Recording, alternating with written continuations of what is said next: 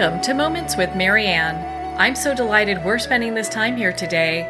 We have a very empowering show coming right up with special guest Craig Kolavo, and he's here today to share with us his new book, I Am God in Disguise, So Are You. Now, Craig's original intentions for writing this book was to share some of his discoveries during his amazing life adventure with his children. Craig said, maybe all parents feel this way. Why should my kids have to go through the same suffering and struggles that I did?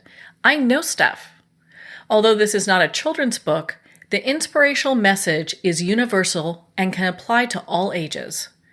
Craig believes that we share the same collective purpose, which is to discover the divine within, surrender to its power, and inspire others on this path. So let's welcome to the show, Craig Kolavo.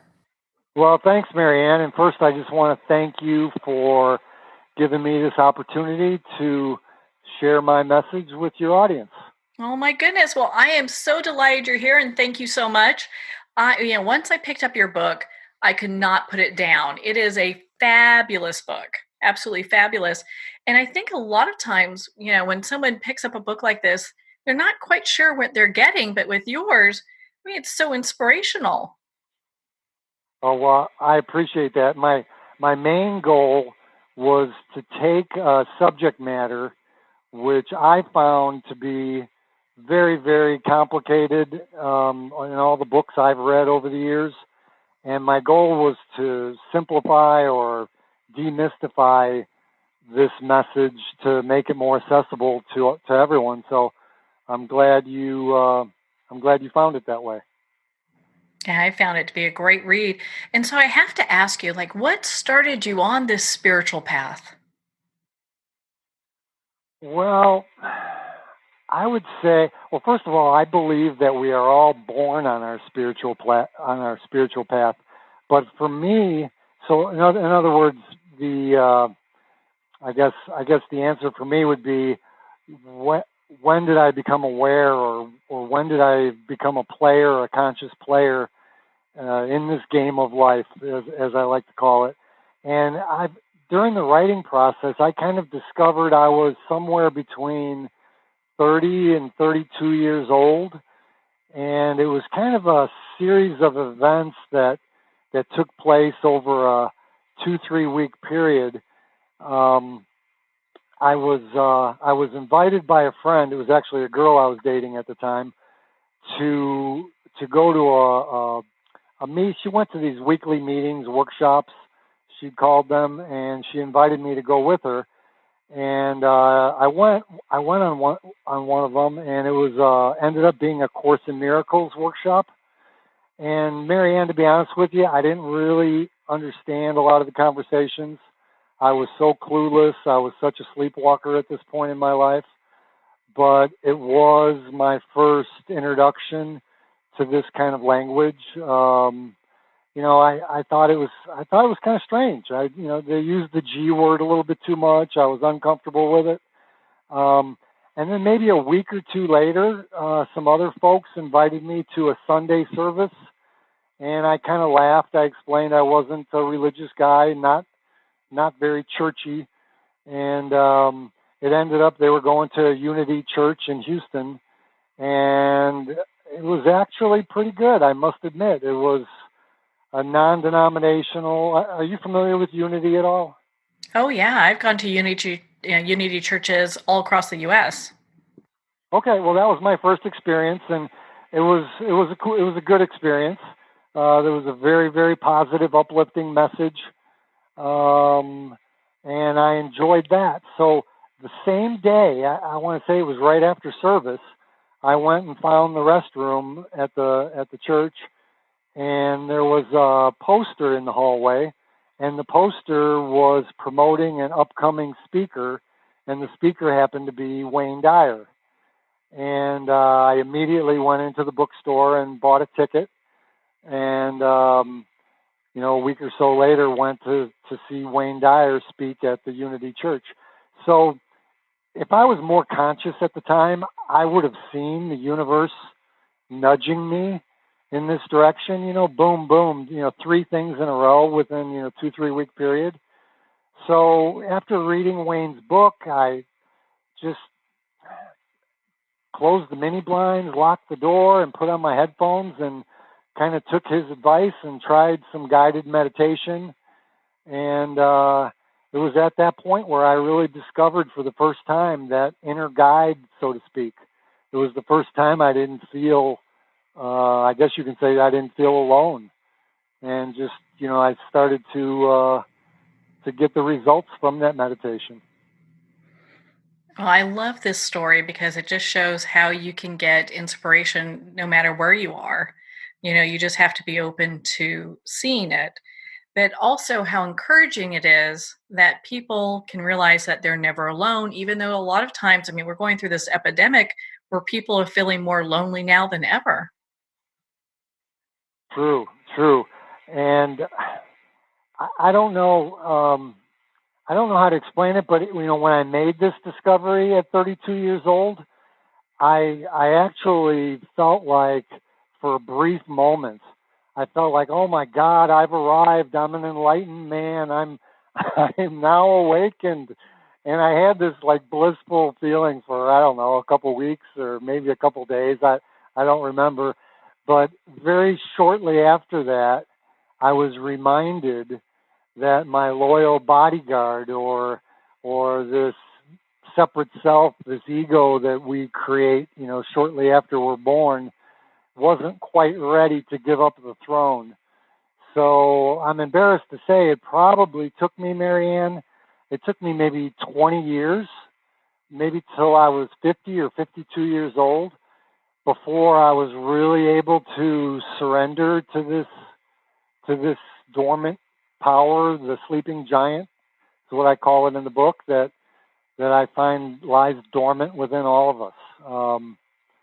So yeah, so I've kind of discovered these 6 stages that we all must go through in our life, and unfortunately, that stage between discovery and surrender, for me at least, lasted 20 years.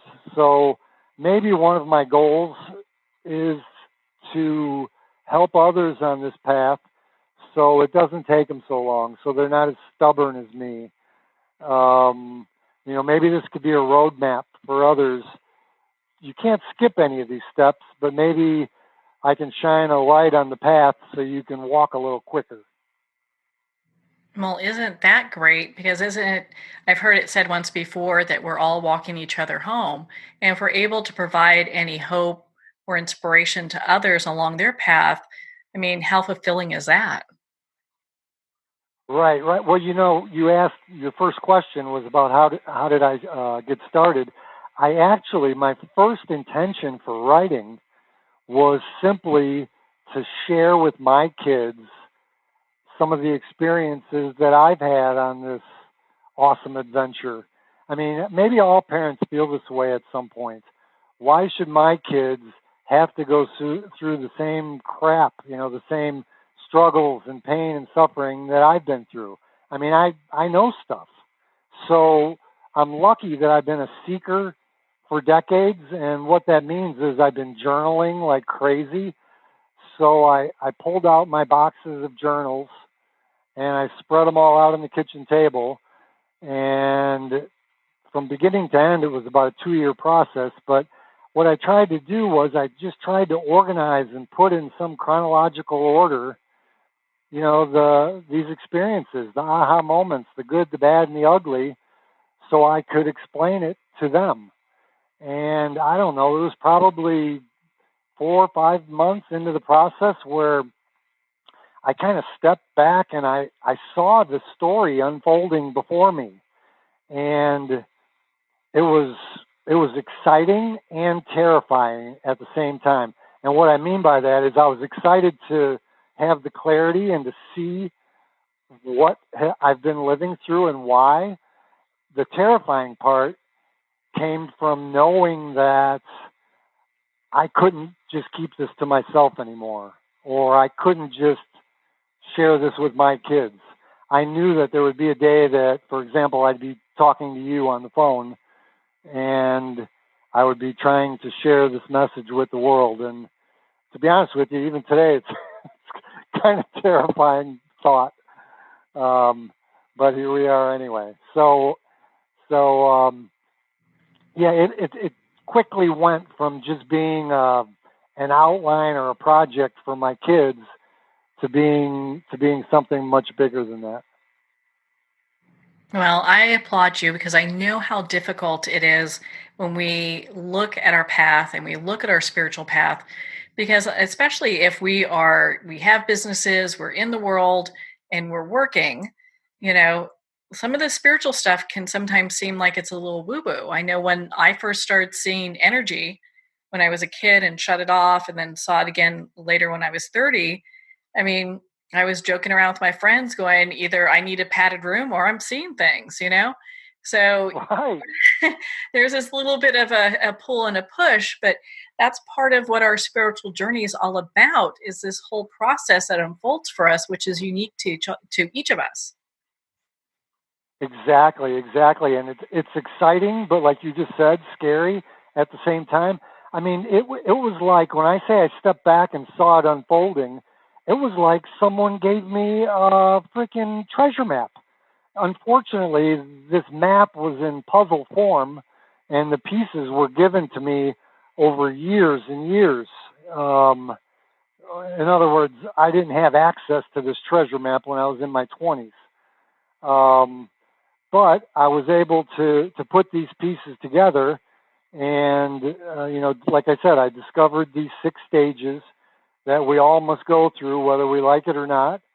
And I guess in a nutshell, if I had to kind of explain my message, I believe that we're all born into this world as a body and a soul, and as human beings, we all share the same purpose.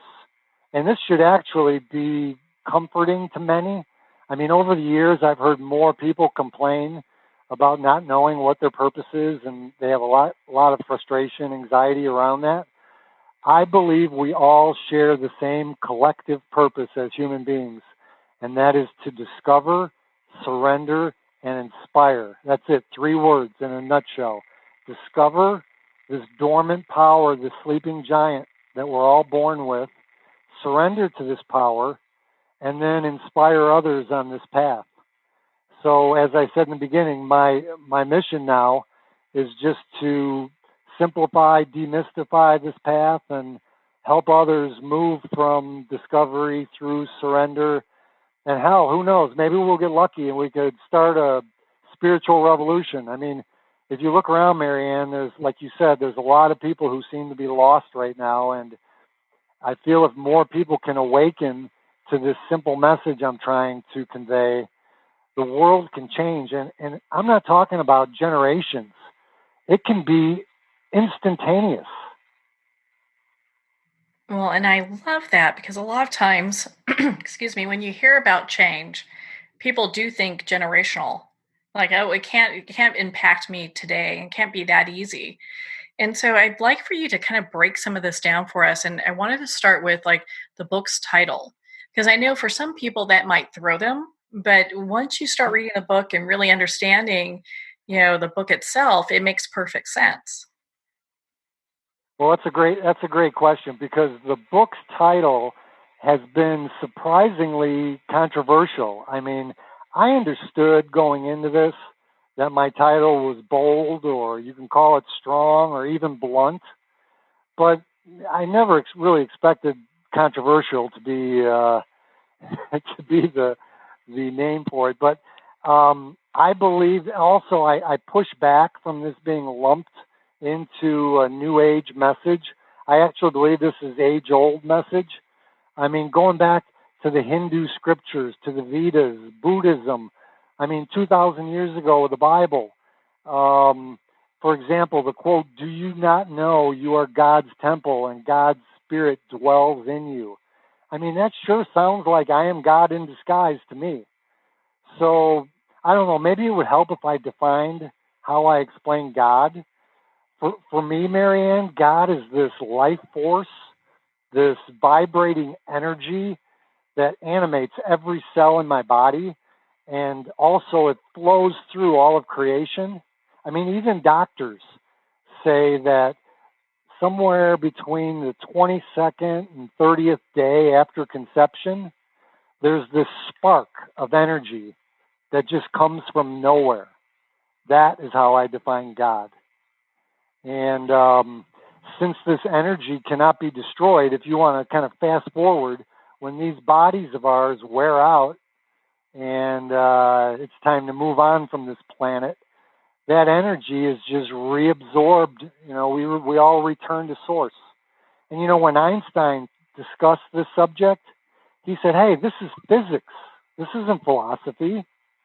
So I don't know. Like you said, this, I know it can sound woo woo, but it's physics. Well, and science is kind of coming full circle with that now, where before it was, you know, there was a really disbelief in any kind of afterlife and anything else, and now it's kind of coming to, maybe there is something there. Exactly. There's a Catholic priest. He's actually quickly becoming one of my favorite authors. He's a best-selling author. His name's Richard Rohr, Rohr, and he's been a Catholic priest for over 50 years. And he said that maybe humanity was not ready for this message 2,000 years ago. And like you just said, Marianne, I think technology and science catching up with what the spiritual gurus have been preaching for thousands of years, that might help make this message a little bit easier to swallow now. Because that's what Richard Rohr says. He says, maybe the time is now. Maybe 2,000 years ago, it was a huge leap of faith to believe in this invisible world. But now, we have the high-powered microscope, right? And we see this vibrating energy. We see these particles are 99% vibrating energy. And we see, we're not solid like we thought we were. And, not only are we, 99% empty space, we're actually interconnected with each other. When Jesus is preaching, we're all one, that was probably a lot harder to swallow back then, than it is right now. So I believe that people complain about technology is kind of ruining the younger generation, it's hurting spirituality, but in a way, it might help spirituality. We need to believe in the soul, and the soul is this invisible part of our being. And until we discover it and believe in it, well, you're going to have a hard time evolving on this spiritual path. Just because the soul isn't going to show up in a selfie doesn't mean it doesn't exist. So nowadays, thanks to science and technology, every day we pick up our TV remote controls. I can send a text message right now and hit send, and my friend in London is reading it in seconds and replying to me. You know what? I don't know how that works. Call it faith in the invisible world, and that's exactly what we need to have. That's the same reasoning we need to have with believing in this, invisible nature of the divine. Well, we've covered some very heavy topics. You define God, you define the soul. So how about but you've made it really simple so people can understand how this is all connected. And I think that's really kind of the crux that people get stuck on sometimes. So if I can maybe break down these 6 stages, I like to start with just explaining briefly the first 3, because the first 3, it's kind of before and after discovery. So we all start this path at birth, obviously. I like to call it alien birth, just kind of in a humorous, tongue-in-cheek kind of way. The definition, Marianne, that I found for alien was just so perfect I couldn't resist. It's any being foreign to its current environment, an outsider belonging to a very different place. So, the way I see birth, I feel like we are pulled from this invisible world of pure energy into the world of form. And so using the word alien for alien birth, just kind of makes sense to me. Before we can move into the second stage, which is the school of life, two very important things must happen. First of all, the divine part of our nature, the soul, the spirit, whatever you want to call it, has to voluntarily step aside. The soul takes a back seat. Man cannot serve two masters, and there's no mistakes here. The soul voluntarily decides to step aside because we need to go into the school of life fully focused on learning, just to learn about human nature, learn the ropes, become street smart. So when the soul steps aside, very early in our development, we discover this primal fear. It's the first time we feel alone. And this primal fear leads us to create what I call the bodyguard. And this bodyguard is our trusty, loyal companion for many, many years to come. He's going to protect us and lead us on this adventure, whether it's the school of life or through the epic battle, whatever it may be. Some people are stuck in the school of life forever. I mean, for your whole life, you're going to be in this stage, or for lifetimes, plural, depending on what you believe in. So we go from birth into the school of life with our loyal friend, the bodyguard, our separate self, and everything in the school of life is designed not only to teach us about human nature, but to lead us to discovery. And then that brings us to the third stage, which is discovery. When you have that aha moment, when the school of life finally wears you down and you put your head in your hands and you say, come on, is there more to life than this? And literally, it's not hocus pocus. You literally look within and you say those words. Are you going to believe life's a bitch and then you die? Because it will be if you don't make it to this discovery stage.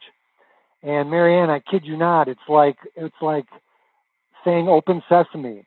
The magic is revealed when you finally look within and say those words. It's funny. People have asked me the most common questions about this discovery. They're like, well, did you have a vision or a near-death experience, or was this book channeled? And I kind of laugh. It wasn't that exciting. I wish it was that exciting. It wasn't. It was just kind of a slow, gradual process that I think is accessible to all of us. Did I have a vision? I have visions every day. Part of my daily spiritual practice is meditation, and part of that is doing visualizations and affirmations. I believe that imagination is the mind of God. Imagination is our engine for manifesting. So yeah, part of my meditation is I close my eyes and I visualize the ideal life, how I want the world to be. And, you have to believe it before you can see it. So that kind of got you from birth through the school of life to discovery. And I hate to go so fast through it, but I know you and I have a limited amount of time here. Oh, we've got all the time in the world. Don't worry about that. Okay. But you touched on something I would like for you to share with our listeners, and it's those aha moments. So when we have those, what is that? Is that like a marker in the road? What does that mean to us? Boy, that's a great question.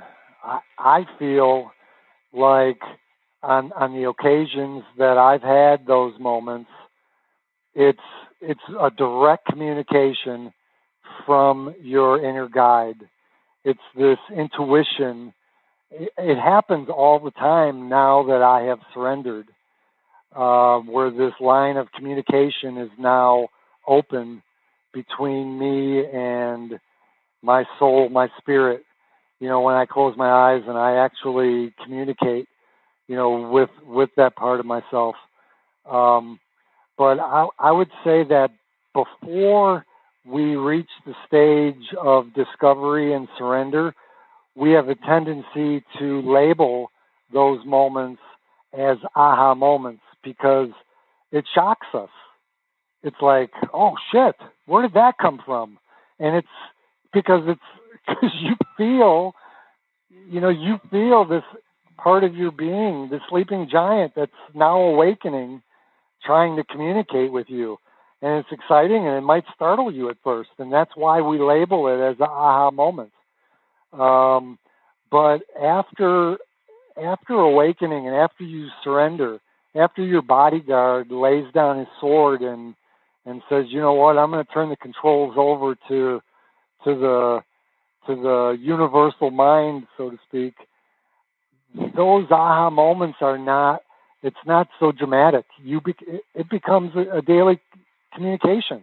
It's a very cool thing. Well, on that note, we're going to pause here for a quick break. We've been speaking with Craig Kolavo in regards to his new book, I Am God in Disguise, So Are You. You've been listening to Moments with Marianne. We'll be right back after these messages.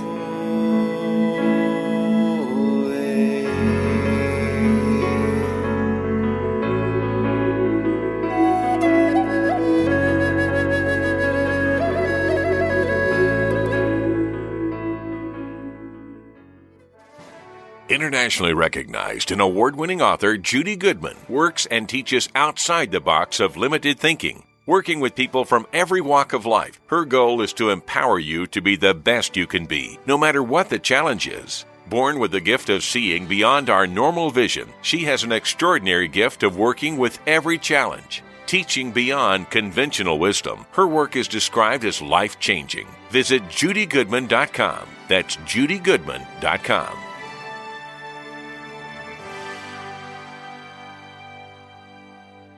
There comes a moment when you realize you're somewhere special, when you discover that each beautiful creature that you see has been rescued from a life of absolute horror and brought to this incredibly free place. Here's where their lives were forever changed and where yours will as well. Discover over 500 tigers, bears, and lions at the brand new visitor center at the Wild Animal Sanctuary just outside Denver. For more information, visit wildanimalsanctuary.org. Discover true freedom at the Wild Animal Sanctuary.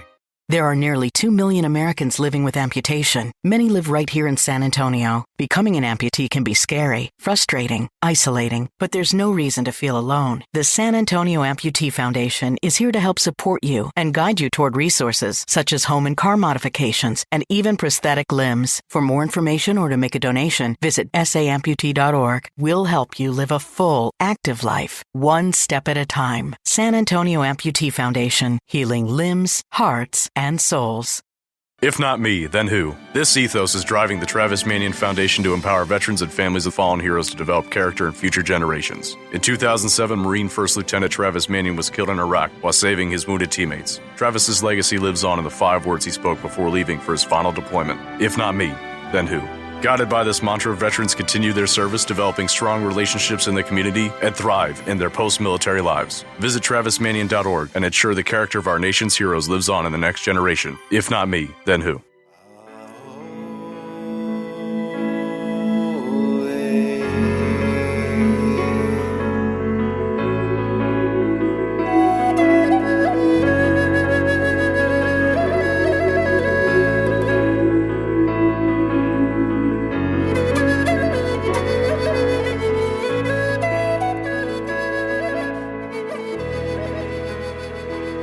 Welcome back to Moments with Marianne. We're here today with special guest Craig Kolavo, and he's sharing with us his new book, I Am God in Disguise, and So Are You. Now, Craig, I was thinking, things come up, we hit these times where we feel like we've reached a certain point of spiritual enlightenment. And then from there, like how you were talking about earlier, then realize, okay, well, there's a new pedal to this. There's more to this story. So we're able to dive deeper into our spiritual walk. And mentioning that I'm kind of embarrassed that it took me 20 years to get from stage 3 discovery to stage 4, or to get to surrender, really, to be more exact. And I did a lot of time examining and soul searching why it takes us so long. Why are we stuck in this epic battle for years, and in my case, 2 decades? And I kind of came up with a short list of my excuses. One was just a fear of change. I mean, fear or change can be scary. The unknown can be scary. And, for a long time, I kind of had this attitude, hey, you know what? Life might be a struggle, but right now it's safe, it's predictable, I'm good. Number 2 would be it's easier to be a victim. Becoming a conscious player and to surrender in life takes a lot of responsibility. We have to take responsibility for our current conditions in life. You have to look at your world and say, yep, I attracted everything that's in my life right now. And not everyone's willing and ready to do that. Another one is we feel shame or guilt.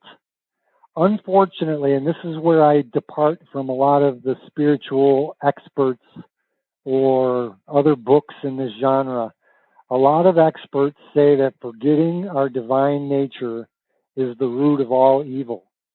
And I think that's the biggest bunch of BS.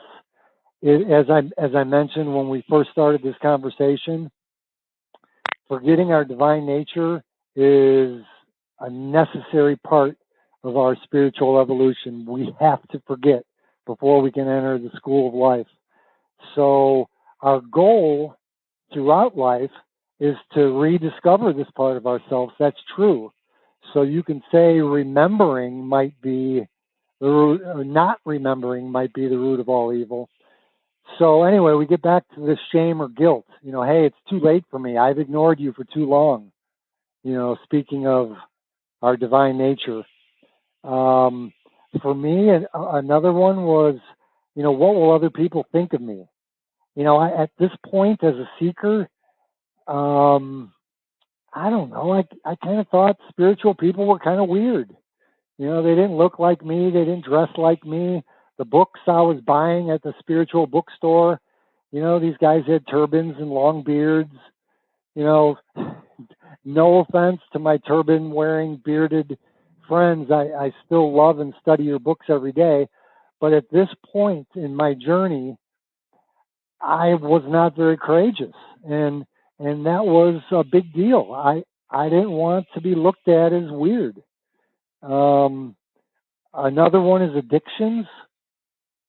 Something that happens, Marianne, when the soul takes the back seat or steps aside for the school of life, what happens is we have this empty feeling, this void deep inside of us, and we don't really know what it is. And we're always searching externally because we're totally unaware. Remember, we have this temporary amnesia. The sleeping giant is in hibernation. So, we, unfortunately, a lot of the things we're looking towards to fill that void are very addictive. I mean, whether it doesn't have to be drugs and alcohol. I mean, it was for me to some extent. But everyone's addicted to something. Sugar, food, video games. I mean, you name it. It's all stuff to distract us. And these addictions delay our surrender.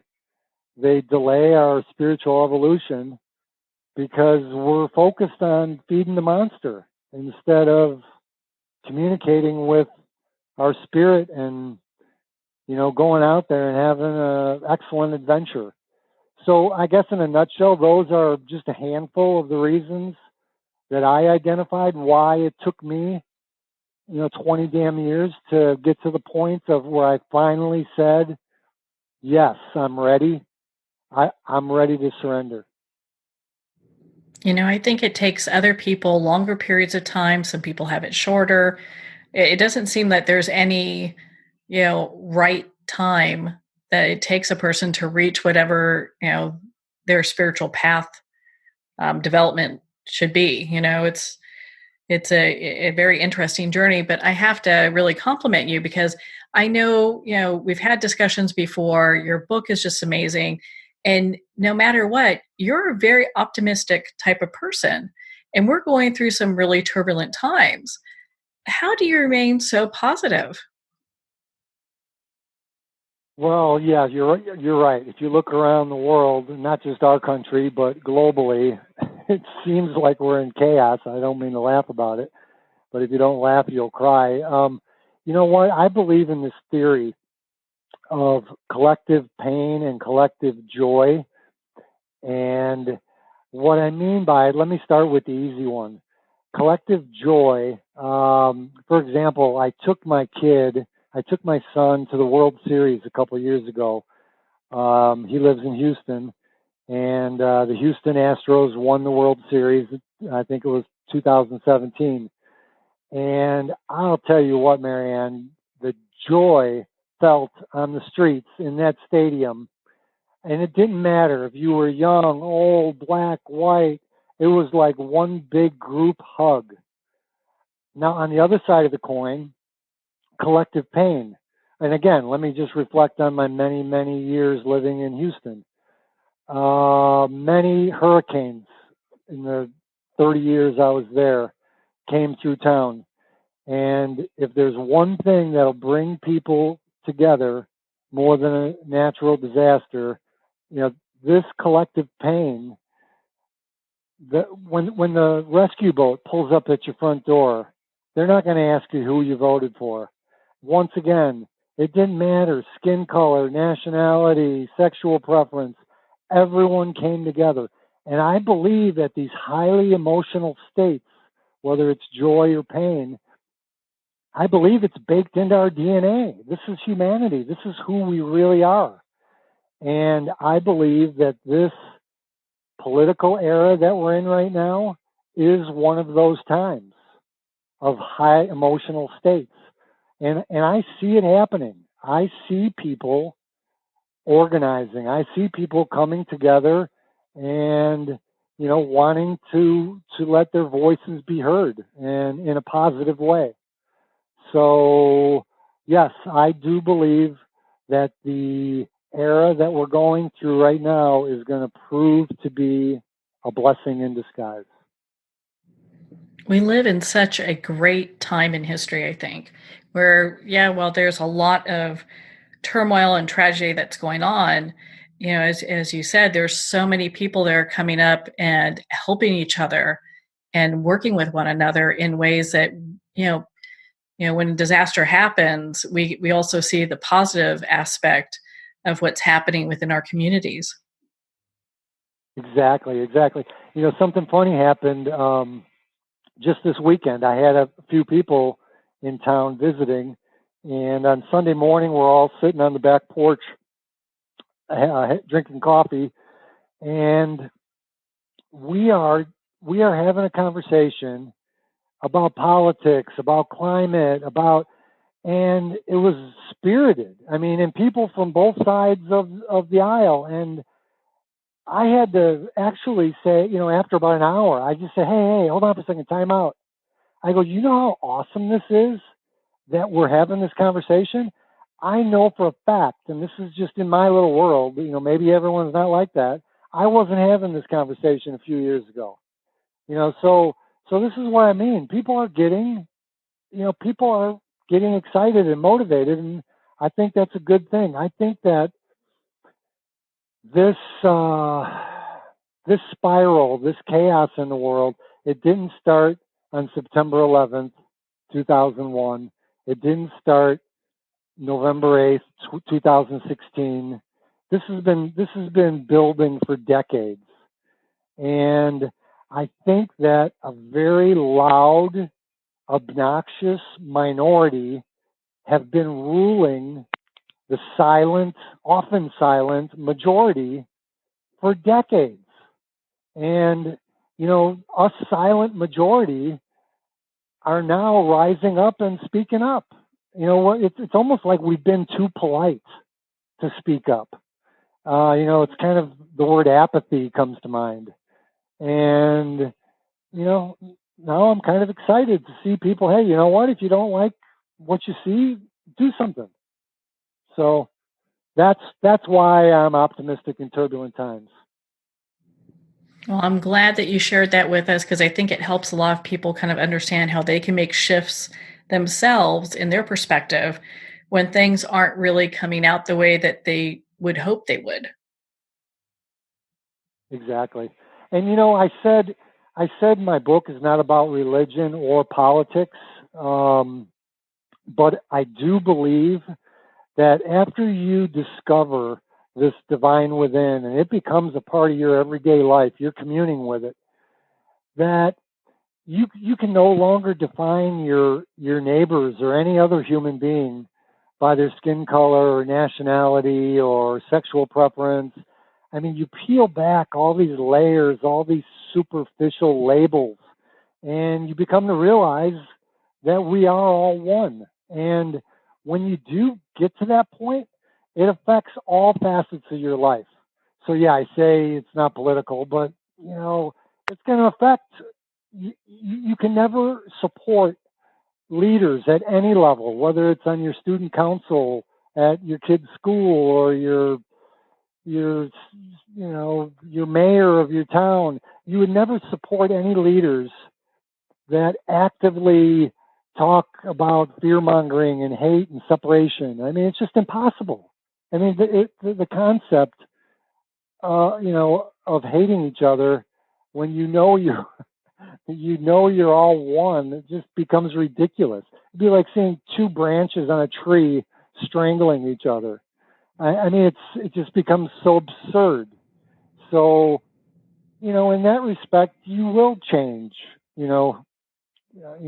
How you feel, and I believe, and I don't mind shifting gears off of politics because I do believe there are good people on both sides of the aisle. I'm hoping that people have the courage to stand up and just speak their mind, because there's good people really everywhere. So I would agree with you. And you really touched on something too. Yeah, the tree doesn't hate its branches, just like we wouldn't hate our right arm compared to our left arm. I know. It kind of becomes ridiculous. So, and again, and I also say that the book isn't religious. And if I can just touch on that briefly before I forget, with a book whose title has the big G word on the cover, how could it not be religious? I believe that the message in this book can supercharge any existing religious practice you might have. If you follow one of the many great religious traditions that are out there, or it can possibly stand alone as its own religion. I don't know. I was raised Catholic, and as a young adult, I kind of studied the history of religions in one of my college classes, and I kind of came to the conclusion that religions have done more over the centuries to separate us than they have to unite us. So just personally for me, I've chosen not to pick a team, so to speak. But so to say I'm not religious but I'm spiritual, I almost cringe at that cliche only because so many people say that these days. But maybe this primal way that I'm trying to describe, throughout the book, I talk about primal fear and our primal language of intuition, our primal purpose in life, primal, primal, primal. Maybe this primal way I'm trying to explain to everyone, maybe this is my religion. I mean, after all, religion is just a set of beliefs, values, a foundation that we build our life on. So maybe instead of saying, I'm not a religious guy, I'm a spiritual guy, maybe I'm a religious guy, but it's just not a traditional religion. Does that make sense? Yeah, I hear what you're saying. I think that makes perfect sense. I think a lot of times people use the differences because they don't have another language to use. It's because they Hmm. look at having this personal journey with God or their higher source or the universe, whatever they choose to call it, and they're not quite sure how that fits in with, religion. Exactly. Exactly. So I've gotten emails from readers just over the past couple weeks who've identified themselves as being Jewish or very Catholic, or actually a couple of Mormon people actually sent me an email. And there's been a common denominator where they're telling me that, hey, loved your book. This is very similar to the message we've learned in our church. And it kind of blows me away, but it shouldn't, because in the end, there really is only one message and no religion can claim it. I mean, what I'm trying to do is I'm trying to roll back the clock to day one. And on day one, when we were born into this world as body and soul, we were all the same. This is before we were influenced by any organized religion. So, this should not be threatening to any religion. It should be universal. And I hope that it's kind of a common thread that unites us, a common thread that might run through all religions. Hey, you know what? We all share the same divine within. I mean, who can argue about that, Marianne? I don't know many people that can, but I have to tell you, Craig, you have a gift for breaking things down to these universal truths that most people were like, oh, yeah, that makes sense, without having to get so bogged down with everything else. And that's why I so appreciate your book, I Am God in Disguise, So Are You, because it does break things down to a really simple way of understanding. well, well, I appreciate that. And again, that was one of my main goals, this demystification. I can't tell you how many books I've read that I've read. Have you ever read a book where you're stuck on the same page, reading it over and over, just trying to absorb what the message is? Oh, I I don't know if I'll promise. admit to that. Right. Well, you know what? I promise you, you might not agree with everything, all my ideas in my book, but I promise you, you will clearly understand all my ideas. You won't have to read any of the pages twice. You're 100% right about that. I did not, and it was an easy read. And yeah, it kind of brings me to my next question for you, because I know all this just dovetails so nicely with one another. How does forgiveness, compassion, and unconditional love work with your work? Well, those are three things that they're probably the hardest lessons we must learn, really, before we need to accept these, before we get to surrender. We have to learn those traits. And I look at the school of life as more or less being elementary school. Everything in the school of life, as I said, is designed to lead us to discovery. The epic battle that I describe as the fourth stage in the book is more of higher education. Everything in the epic battle is designed to lead us to surrender. And these very, very difficult lessons of empathy, of compassion, of forgiveness are often taught in this stage.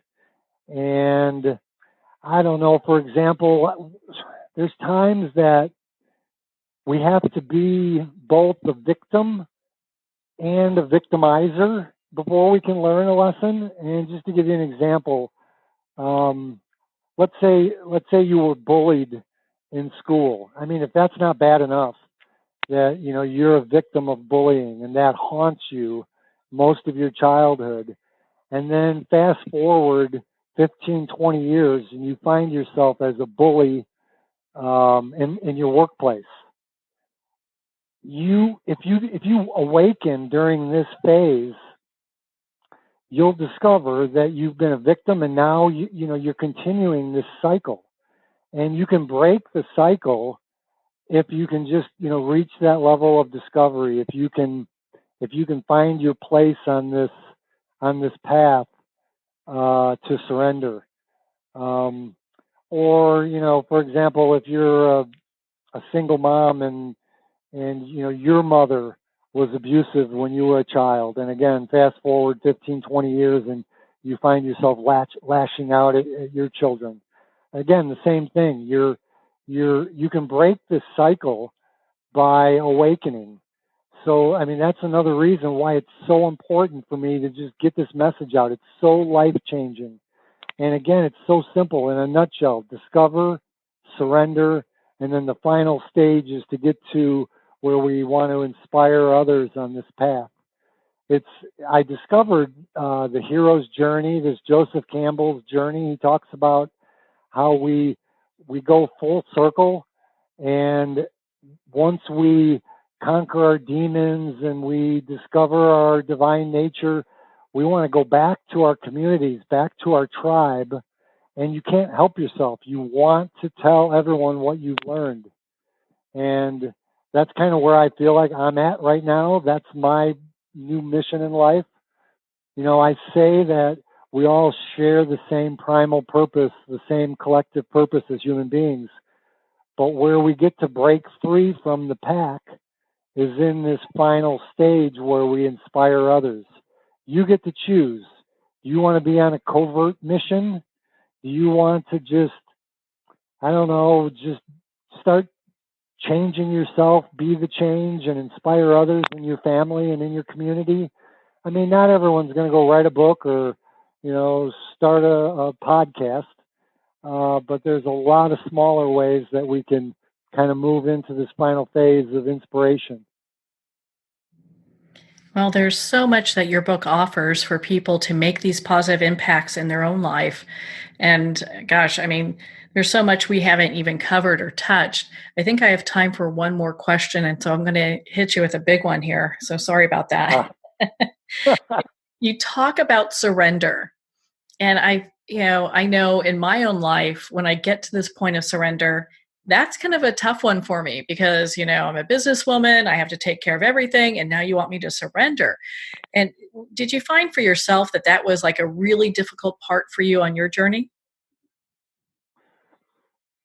I think people get hung up on the word, and I find that women, and this is coming from my wife and a couple of others that I've had discussions with about surrender, it's almost giving up their power is a very negative term. If you look up the definition of surrender, it's not a good definition.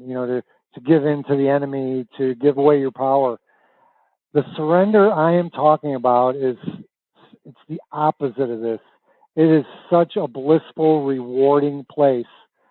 So when I reached that phase, to answer your question, I was so ready, because what happened is my bodyguard slowly but surely started just testing the waters, started letting the sleeping giant, who was now awake, started letting that part of me call the shots, and the results were amazing. The results of surrender, Marianne, you're on a health level. You have less stress in your life. You become more at ease. You start becoming kinder. Your health just improves dramatically. When you realize you're a temple of God, it's like, oh crap, I better get my house in order.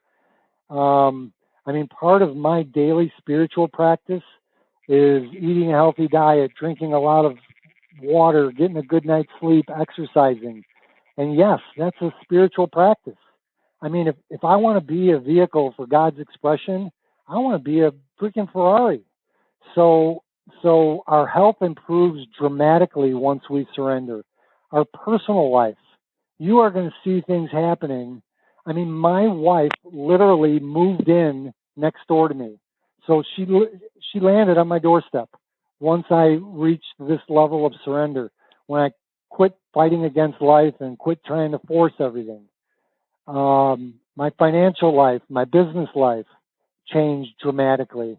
I used to be this guy at work that was studying spreadsheets and profit margins and sales quotas, and everything shifted. I just started to really, really care more about my employees, about their well-being, about their happiness.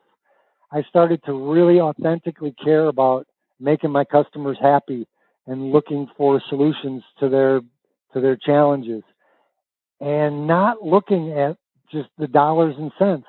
And you know what? The irony of that is when I surrendered to that, my sales tripled, my profits skyrocketed. So was surrender difficult for me? No, because the bodyguard allowed this to happen a little bit at a time, and then finally when he saw that the giant wasn't out to kill him, that that he really had good intentions for us, on this adventure of life, surrender was easy. It was amazing. And we've joked over this hour about it being a woo-woo thing or hocus pocus. For me, this communication is so real. I'm a firm believer in affirmations. I write them regularly, and it's kind of my language or code that I use to speak to my soul or my higher self. So do you mind if I share one with you real quick, Marianne? Oh, I would love for you to. So this is my surrender affirmation, and I swear I do this a few times a day. I was just out on my hike this morning. I'm hiking through nature, and I do it out loud. Luckily, no one's around to hear me. I literally put my hand on my chest when I do this because I kind of feel like the vibration also maybe assists me in this inner communication, and I'm not looking up into the sky. I'm not praying to some external God that's sitting in a throne up in the clouds somewhere. As I've been saying, you're looking within. We're not children anymore. We look within to the divine, and I just simply say, I surrender. I am Superman, servant of the soul, vehicle for your expression. I devote myself to you. This is our disguise. Show me the way. And that's it. I mean, I timed this when I was shaving the other day. I set the timer on my phone, and it took 28 seconds. And there's a brief little prayer I add at the end that just says, may your light, love, energy, and courage strengthen in our body and soul and radiate through me to all. For I am your miracle worker. Let the magic begin. And I timed it all together, and it was still less than a minute. So since I have that memorized, Marianne, I literally say it all day long. I'm sitting in traffic, I'm out for a hike, whatever. I did it before you and I started our interview because I was kind of anxious, kind of nervous about having this conversation, but it frees me, and it's not woo-woo. And I'm telling you, if those of you who are listening who think this might be a bunch of crap, please just fake it until you feel it. You will slowly but surely see results, and you'll be hooked. You'll be doing it every day. Well, that's part of the whole journey, is being able to, just kind of get into it and learn as you go, because that's what we're all doing, And your book, I felt, was such a wonderful resource for people who are just like, hey, I'm here, I'm inquisitive, I want to kind of move forward. I don't want something that's going to conflict with my religion, or maybe I'm just on a spiritual path, but I want to pick up something that's going to help me move forward. And your book does that. Well, thank you. Thank you so much. I appreciate it. And again, I really appreciate you giving me the opportunity to shout this out. I feel like I'm losing my voice. Have I been shouting? You may have been, but I think it's more spiritually. All right. Well, hey, Craig, so where can our listeners connect with you? Because I know that there you have a website, and you've got all these great things too. And I'm so lucky. I'm so blessed to have had you. You've got a couple of posters you just came out with. You've got these amazing things. So where can they connect with you and be part of your community? Okay, thanks for asking. The website is awesome, and there's no E at the end of awesome. AWESOM. It's kind of like Om, like the Om symbol, Sanskrit. Awesome Life, LIFE.com. And as Marianne just mentioned, you can purchase the book there. I've got some posters and prints available, and these prints are designed to kind of be reminders for the message in the book. I believe that it's relatively easy to kind of be in this awareness when we are on our meditation or yoga mats, but to take this awareness off the mat and into the world, that's the challenging part.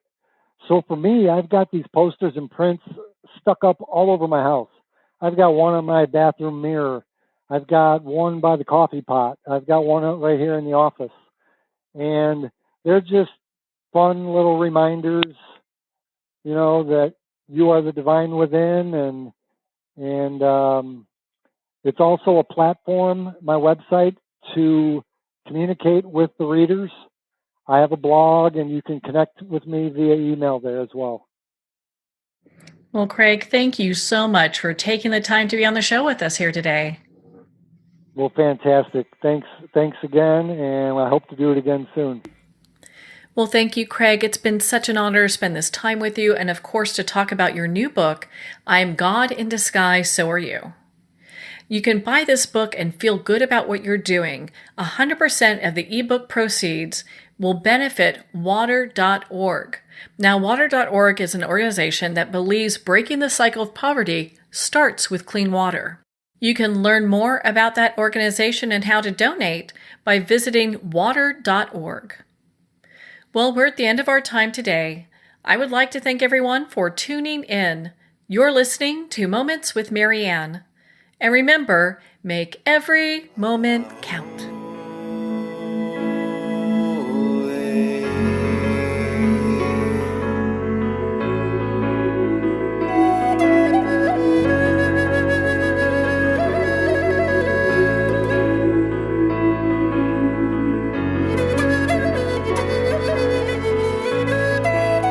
In a single moment, your life can change. Moments with Marianne is a transformative hour that covers an endless array of topics with the best of the best. Her guests are leaders in their fields, ranging from inspirational authors, top industry leaders, and business and spiritual entrepreneurs. Each guest is gifted and a true visionary, a recognized leader in her own work, and while teaching others to develop, refocus, and grow, Marianne will bring the best guest and sometimes a special surprise. Don't miss this. You never know just which moment will change your life forever. Moments with Marianne airs every Sunday, Monday, Thursday, and Friday at 8 p.m. Eastern and 5 p.m. Pacific Time. Make sure to tune in and visit momentswithmarianne.com for more information.